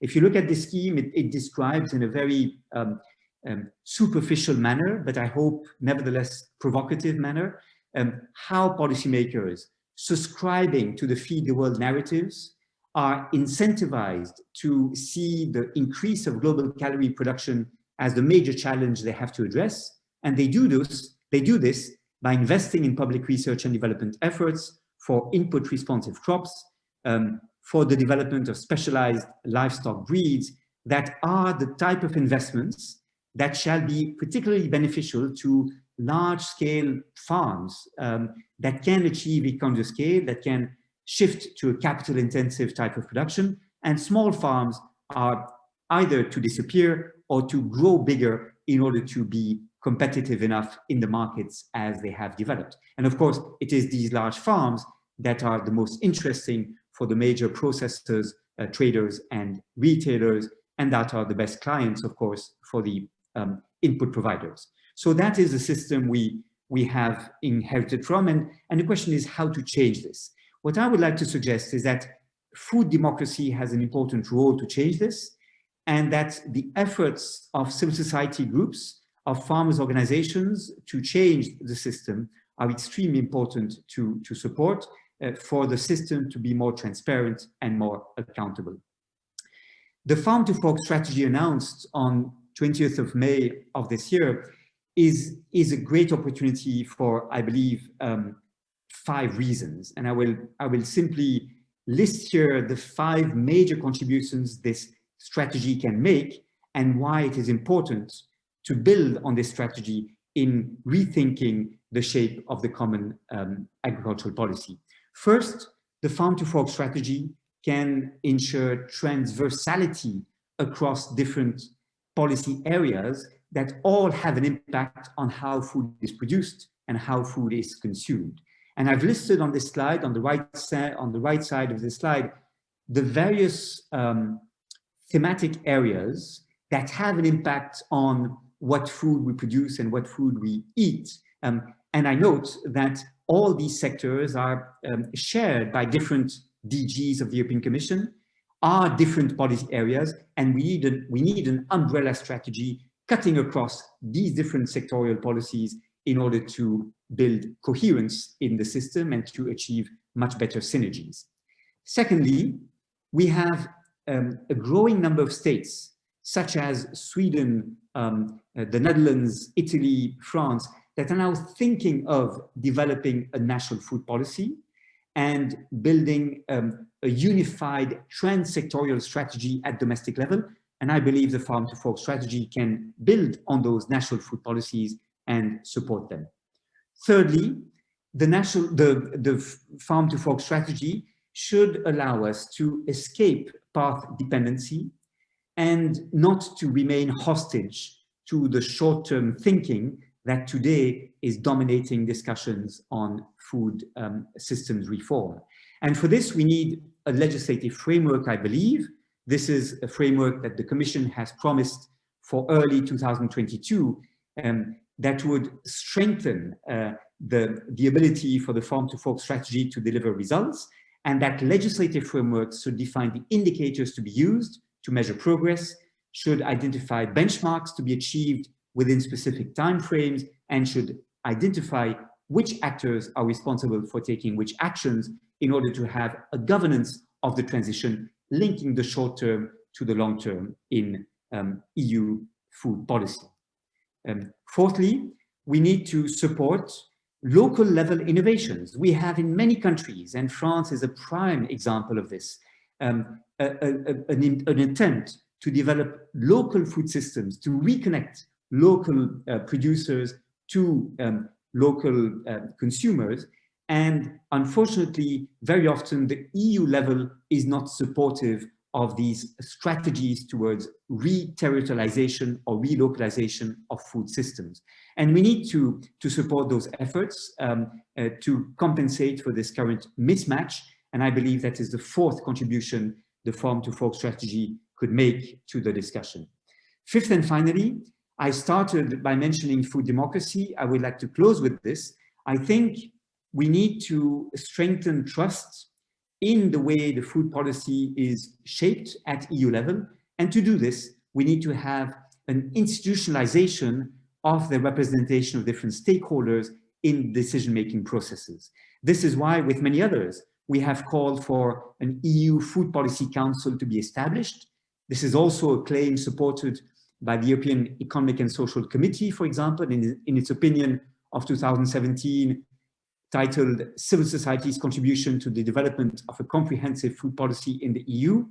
And I believe this could allow the food policy that will be the result of the Farm to Fork strategy to be informed by views of a range of stakeholders and to move beyond the veto power that in effect the major lobbies have in the changes brought to the food systems. So these are my hopes. I think the Farm to Fork strategy is really a political proposal made by the European Commission that now needs to be implemented in various ways to influence, yes, the rewriting of the common agricultural policy and the strategic plans that the member states should submit in that context, but it also should lead to a legislative framework accompanying the transition to much more sustainable and healthy food systems in the EU. Many thanks. Thank you very much, Olivier, for this talk and for your availability. Listening to you is always very inspiring and also a pleasure. Today we started, this morning we started from the field and the farm levels, and we progressively increased the scope, enlarged the scope for finishing by your talk with a much more global and wider view. So thank you very much again. We have a last talk that will be presented by Emmanuel Petel. Emmanuel Petel is team leader at the DG Agri. He contributed to the proposition of the new CAP, and he's notably an expert of the eco schemes. He's also very interested and I could say maybe enthusiastic for agroecology. We met at the different occasions in conferences about agroecology in the past.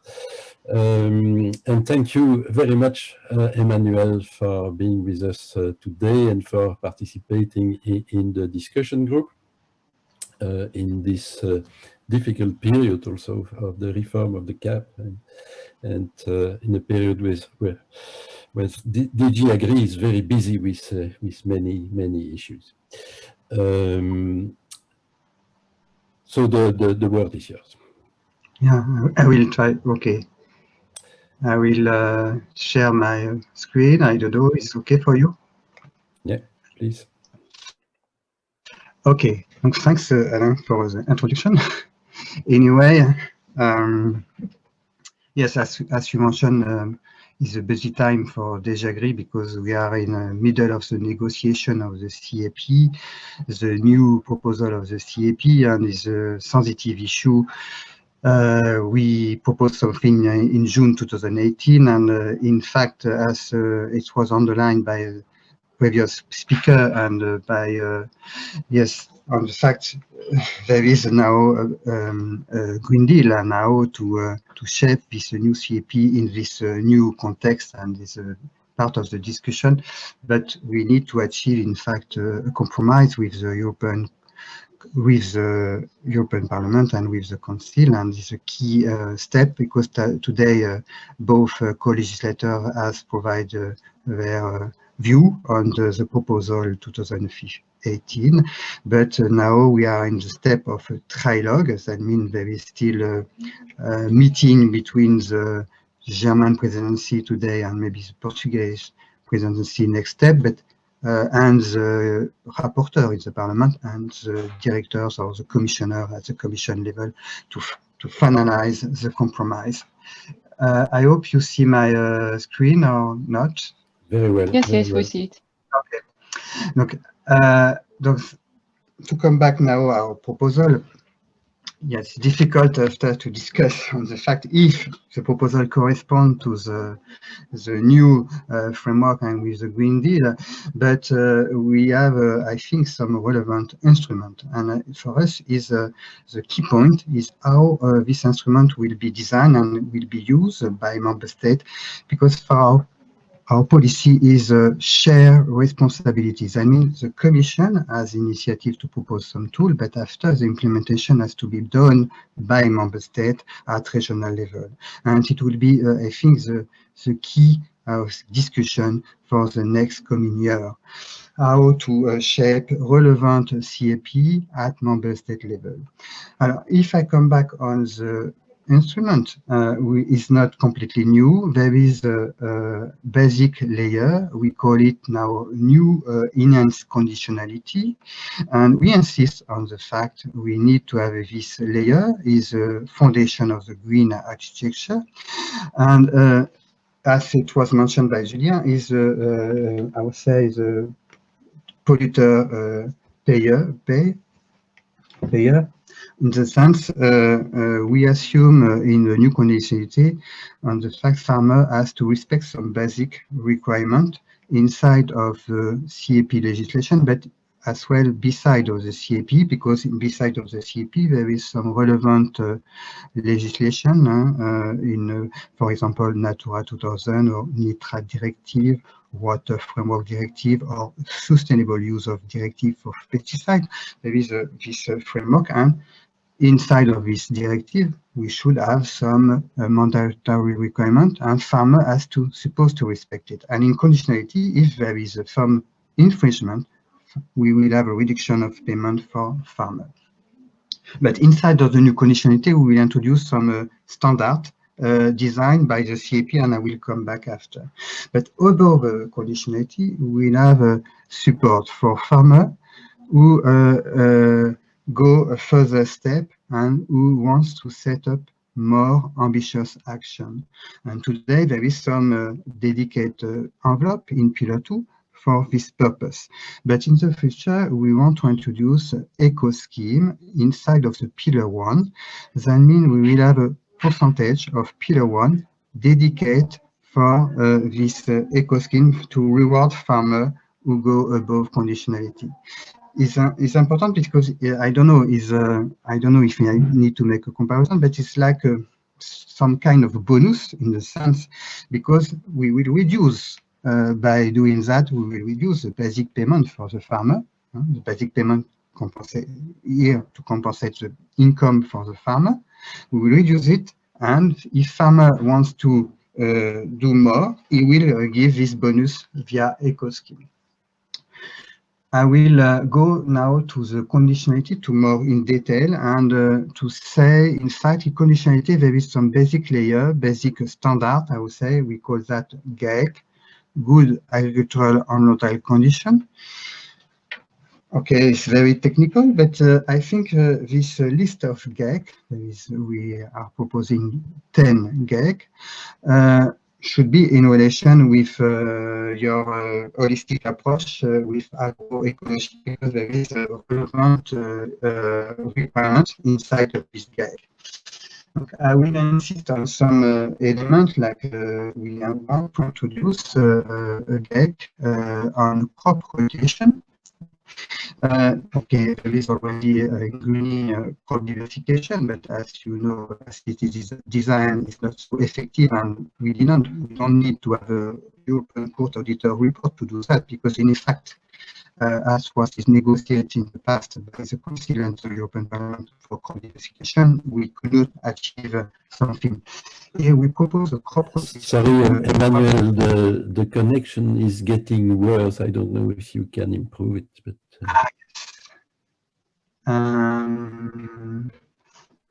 getting worse. I should. Did you hear me? Did you hear me now? Yes, it's a bit better now. Yeah. Okay. Okay, I will continue on the GAEC. Okay, I insist on GAEC 8, GAEC on crop rotation. It's just in line with what we want to develop after in the eco scheme, but it's important to have a basic layer, to have a simple crop rotation in a conditionality. And we underline the fact there is still some element as regards permanent grassland. We want to have a monitoring of permanent grassland at EU level, based on the GAEC 1. We want to focus on some specific sensitive permanent grassland inside of Natura 2000, and to have a ban of blowing up. Just to well, not to reply to Xavier, but there is some hook in a conditionality to address permanent grassland. And we have a key element is GAEC 9, is the GAEC in relation with biodiversity. Is just to ensure we will have a protection of existing landscape features on the farm level, and we want to force to have at a minimum percentage at the farm level as regards area dedicated to biodiversity. It's important and is a key element in conditionality, and will be the part of the discussion with the Council and with the Parliament. Both co-legislators are reluctant to impose this minimum share at the farm level only dedicated to biodiversity. They would prefer to come back as greening element to allow inside of this GAEC to allow production, to allow cultivation of nitrogen-fixing crop as it is today. Just to underline where there is a part of the negotiation is in detail, but it's not so detailed because it's very key element to address as well what we are planning in the biodiversity strategy. Now, if I focus on instrument to support farmer to go above conditionality, as I have already said, there is eco scheme and agro-environmental commitment. Eco scheme will be funded by Pillar 1, and it will be compulsory for member state. That means member state has to design an eco scheme as it will be as it is for agro-environmental commitment in Pillar 2. And in eco scheme, we will focus on farmer, only farmer, not other beneficiary as it is in Pillar 2. And we will focus on eligible land, that means land in relation to direct payment. When you get direct payment on this area, you will be able to get eco scheme. In eco scheme, there is a novelty is the fact we could have, for the calculation of the payment, we could have a compensation as it is in Pillar 2, compensation of for cost incur income foregone is a very well-known method, but we want to introduce the flexibility from the state in order to attribute some payment. We will have incentivized payment, some top-up above the basic payment. By doing that, we give more leeway for member state to allocate a premium and without any specific justification in terms of compensation. And maybe the premium for risk, if my farmer do something new, he will take a risk as it was already raised during the discussion, and we assume we can support him for a couple of years for doing that. Is the idea behind. But I will take the opportunity to pass the message in the fact today, because for this incentivized payment, this is very promising, but we need to respect the WTO classification as it is today, because it will be a green box payment. That means we should respect the decoupling, and there is no to have a strong link with production. If I take an example, if we want to promote crop rotation, in eco scheme by introducing leguminous, it will be a discussion because due to the WTO classification. You could do that, you will do that by compensation, but if you want to have a top-up for this purpose, it will be difficult. Eco scheme is a key element for us to achieve something. Now I will go to the, as it was already presented by the previous speaker, on the fact we have a Green Deal. For us is a new wind and is a new driver in a way to reinforce our objective of CAP dedicated to the environmental and climate change. So I mean, we are now is a guidance for us to achieve anyway some target, because in farm to fork there is some specific target to be addressed, the reduction of pesticide, the reduction of nutrients losses, and the reduction of antimicrobial, and to achieve as well a target as regards the percentage of organic farming. And another target is not in the slide, the 10% of landscape fish for biodiversity. Sorry. I mean, we have this objective and this target. And I will present a little bit the logic, the approach, I would say, where we will work with member states, because beyond the basic instrument and what will be negotiated by the Parliament and the Council, in fact, at some stage, we want to have a CAP strategic plan designed by member state. And currently, this design is already exist inside of rural development, but now we want to have only one single CAP strategic plan for both pillar 1, pillar 2, and it will concern green architecture. So we will start by, in fact, the state of play of environmental situation at member state level, based on SWOT analysis, and we want to force to member states to identify their needs, local needs, but based on that, they should have an intervention strategy.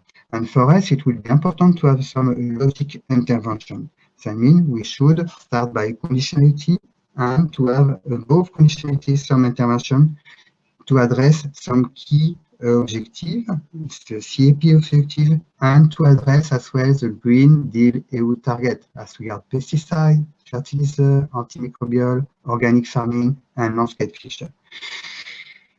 I don't know if a member state want to do in another way, he has the freedom, but it would be, I would say, the context will be more, I would say, restrictive, and we should act in some way to address some specific objective and some target in the Green Deal.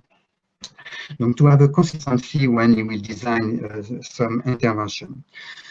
We want as well, per intervention, to know what a member state will plan in terms of number of hectares, number of farmers impacted. It's important to have a specific monitoring for that, just not to have only one, to design one intervention without any, I would say, expectation. We need to have a clear link, what will be the impact in terms of area, in terms of the farmer.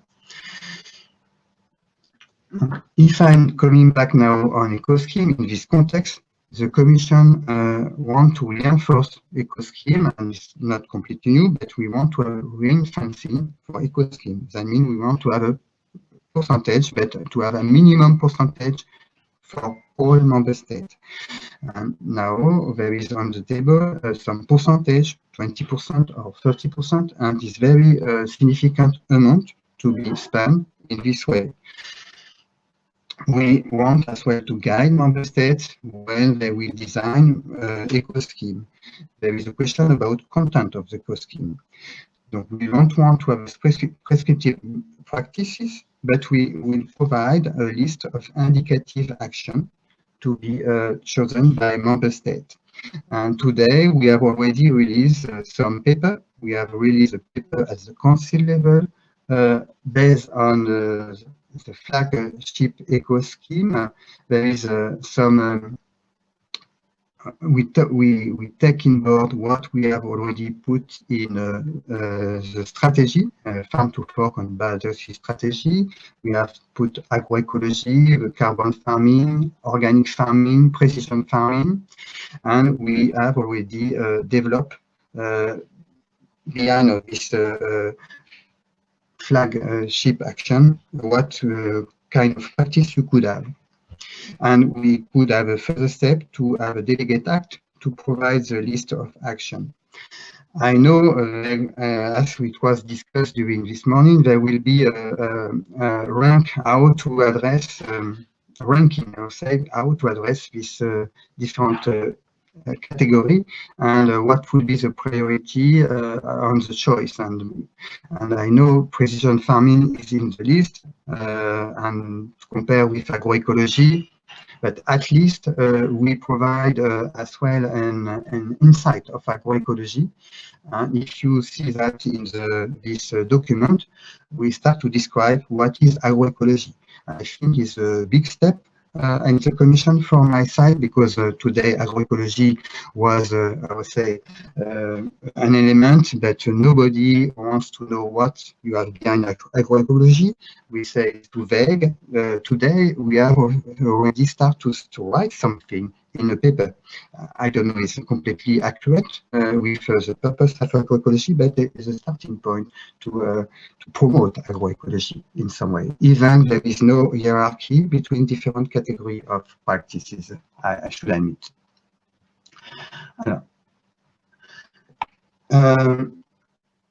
Sorry, it's just this paper, Agroecology, a working document at the Council when we start to describe agroecology.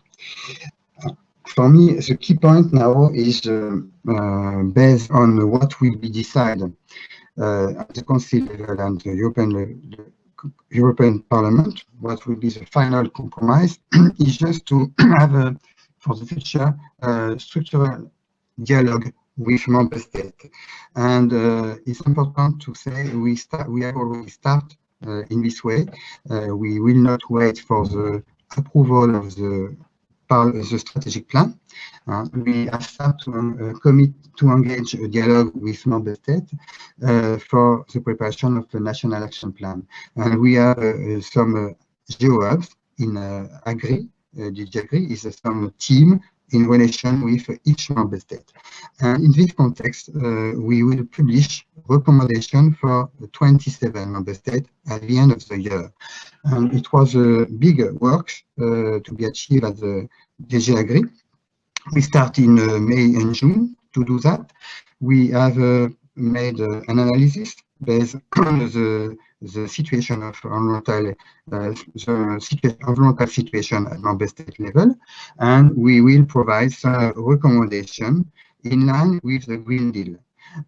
We work based on the CMF, Common Monitoring Evaluation Framework, with some indicators, and we have I think some relevant indicator is just to in reply to Xavier, we have taken in account permanent grassland because we have some figures on permanent grassland as regard based on the existing greening notification, and based on the direct payment we have some figures, and we have the percentage, the share of permanent grassland at member state level. And based on that, we have made our analysis and we will provide recommendation. We are planning as well to expand the FADN, and we will have a new tool, Farm Sustainability Data Network. It's just to include in this survey some indicators to be monitored at farm level. We work that on pesticide use, for example, or nutrient use, is just to be more informed what's happening at the farm. And the objective of the DG Agri is just to have a more link between the practices chosen by the farmer and, at some stage, impact at the farm level. Even it's still difficult, but it's just to avoid to have a global framework at member state level or regional level to go down at the farm level. I will close my presentation, because I don't know after if I need to go more in detail, because it's just after how we see a green architecture, how we can combine different instruments between a conditionality and eco scheme and pillar 2 for some topic. And in a side of the degree, we have prepared some slide depending on the issue, and we have some issue for the reduction of gas emissions, the issue of sustainable use of pesticide and the reduction of pesticide. Here there is some issue as regards the land management and the tillage of arable land to protect the land and to protect the soil organic carbon in the soil. We underline there is some gap at the beginning, but after we can set up some practice to have more conservative agriculture and to protect the soil. To conclude, I would say in fact, yes, there is some current instrument in the CAP, and today we say, okay, we can go a further step to have more prescription at EU level, but it was, I think, a debate, a huge debate, because there is a more defensive position at member state level, how far we can go at EU level by more prescription. Each time there is a resistance, and we prefer to have basically a conditionality, but to let more flexibility from member state to design their relevant practice and to have a discussion with the stakeholder at the local level. But for us, it's important to underline they have freedom, but they need to address specific objective, and to address this specific objective, they need to be effective. And it's not to have some intervention, low profile intervention. We need to be more ambitious at some stage. Thanks for your attention. I hope there was no difficulty for listening. Finally, the sound was good. And thank you very much, Emmanuel. There are two questions. The first one from Alexander about the payment. Yeah, I can formulate it directly, Anna, if you... Yes, please, yes. Yeah, so the question is, within the eco scheme, there was on the one side the compensation payments, but also the incentive payments. Does this would this include what we have so far on the pillar 2, these result-oriented payments or measured payments for agro-environmental measures, and then shifting this also towards the eco schemes? And the second question would be, might there be a weighing between the 4 flagship eco schemes and saying that, for example, precision agriculture, which you can imagine is a little bit problematic in our perspective, has just 10% of the funds compared to agroecology in getting 80%? Yeah. As regards anyway, yes, for the methodology, how to set the premium and in which system we can work, I think we will start the discussion inside of the DG Agri, because we need to discuss with our colleague in Pillar 2, and there is some experience in Pillar 2, and we want to have to generate more initiative inside of eco scheme. That means we start to say, in fact, it would be important to have a multi-annual element in eco scheme, because we are convinced it's difficult to set an action 1 year, because after this action should be efficient, and there is a need of minimum of duration for the farmer, and we will communicate on multi-annual eco scheme. As we got a result basis, okay, we have listened some experience, and we are aware of the fact that there is some new scheme. Okay, for example, we have some scheme as regards the biodiversity and some species on permanent grassland. We have as well some view from DG Climat as regards carbon farming, because they want to go and step to be able to see carbon sequestration at the farm level. That means they want to have some concrete result based on some action. that means we need to reflect in this sense. After is the question of the payment and the security of the payment, the controllability of the payment. For my personal view, anyway, we need that means we need to select the most appropriate practice and with the potential of the practice to achieve a result. That means we need to identify practice where we are certainty to achieve some result at the farm level. Inside of the DGAGRI, there is another unit to try to publish some fact sheet on some, for example, agroforestry, and to communicate on the potential benefit, to have a solid analysis on that, just to say at some stage we need to promote the most relevant practice. And because there is as well at the member state level lazy action, I would say, is to say, okay, we have some requirement on conditionality. If I take an example for buffer strip, for example, if they say, okay, it's a 3 meter on conditionality, and on the top of that, we have we will finance an additional buffer strip for 5 meters, which that means just to stick on the specific requirement on conditionality, and after to add a little requirement above, is the way the member states are thinking. Not all. I think this time should be stopped at some stage and to say, okay, if you plan something, if you propose something to the farmer, you need to ensure, in fact, you will achieve something concretely.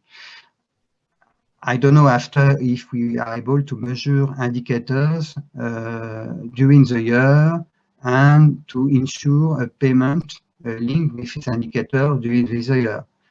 We cannot exclude as well to have a monitoring at the farm level based on some indicators during 5 years, and to see if what we have proposed is completely relevant or not.